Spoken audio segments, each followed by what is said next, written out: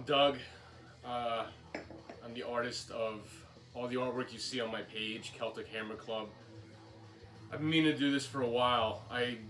When I'm not doing the artwork, one of my other hobbies is I do brewing. I brew my own beer, and I've been wanting to try brewing, or not really brewing, but making my own mead. Because I started to try different meads, and I thought a lot of them were really good. Got really interested in the history behind mead.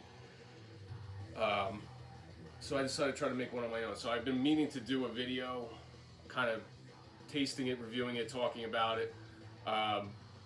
If at any point during the video you have questions or whatever, just post it on the live feed here. I'll try to answer them. It doesn't have to just be about the mead. If you have questions for me about the artwork I do or anything else, just feel free to ask. And I've got to do the commercial thing. I'm wearing a Mead related design that I did. I'm wearing the Mjolnir Mead t-shirt. You can see it blends two different styles that I really love. Obviously you've got, the Mjolnir hammer, which I did.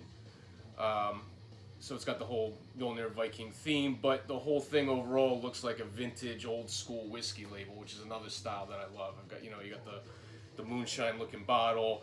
You've got the old school flourishes. So it's, for me, I love it. I think it's a cool mix between that old school vintage style and the Viking knotwork, Mjolnir hammer, the whole thing. So I don't know. I think it's really cool. It actually sells really well. It's popular. If you want one for yourself, there's t-shirts like I'm wearing, there's hoodies, there's girls styles, there's everything. Just go to www.celtichammerclub.com, and that's where you can get this and all the other stuff that I've done. So with that out of the way, I think I'm gonna pour myself a glass of the mead that I made. Oh, check this out. By the way, I'm actually hanging out in my little home brewery setup here. I'm gonna do a quick flip around so you can check out my sweet Keyser system. I've got 3 taps on. I've got mead, I've got a porter, and I've currently got a hard cider on. So we're gonna check out the mead today. Forgive me while I set this up. So the idea behind this mead was the ones that I've tried, and I can't say that I've tried a lot of different meads. I find them hard to find actually. But when I see them, I might grab a bottle and try them. Some of them are really sweet, which I'm not crazy about. I don't like real sweet stuff. I prefer the drier meads from the ones that I've tried. And then the only other thing I'm not totally crazy about is a lot of meads are fermented with wine yeast, because the wine yeast can handle the amount of sugar that's in the honey, can ferment it to a higher alcohol by volume. So traditionally, or typically, meads are fermented with wine yeast, and it gives it a bit of that wine characteristic, which I'm not crazy about. Like, I don't hate wine, but I don't love it. I love beer.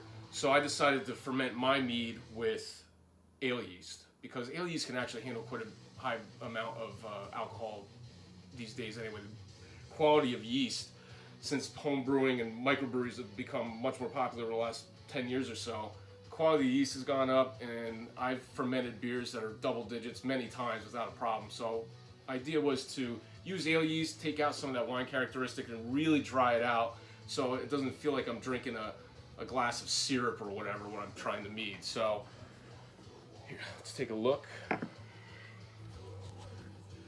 So that's my mead.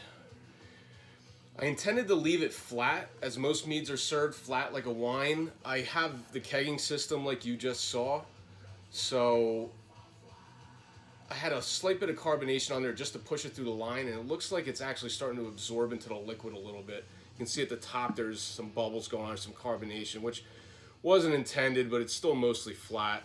You can see it's got a really nice looking golden honey color there.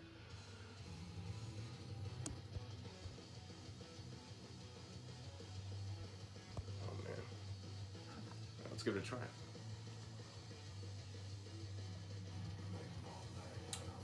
All right, so obviously your first question is probably what type of honey did I use? I'll be fully forthcoming. I got really cheap honey, just a mixed blended honey that was cheap. I didn't really want to go all in on a really, honey's expensive. I didn't want to go all in for my first try. I didn't know what to expect from this. So I admittedly got a very cheap honey. This did come out really, really dry. You know, it does not have that wine characteristic. It's got more of that ale characteristic, which is what I wanted, so that's good. It's real dry. Like, there's barely a hint of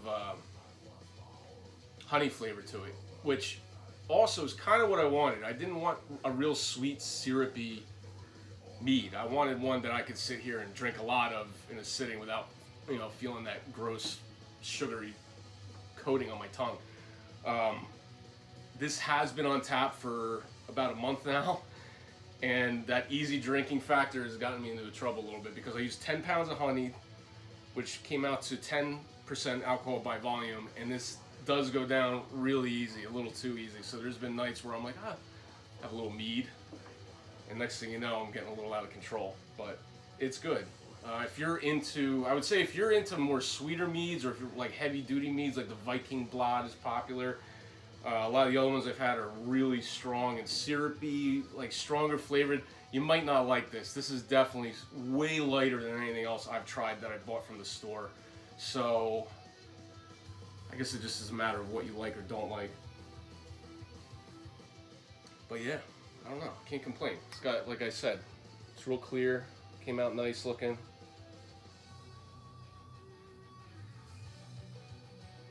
Alright, enough of this fluted glass shit. Let's drink this guy properly. Skull, sláinte.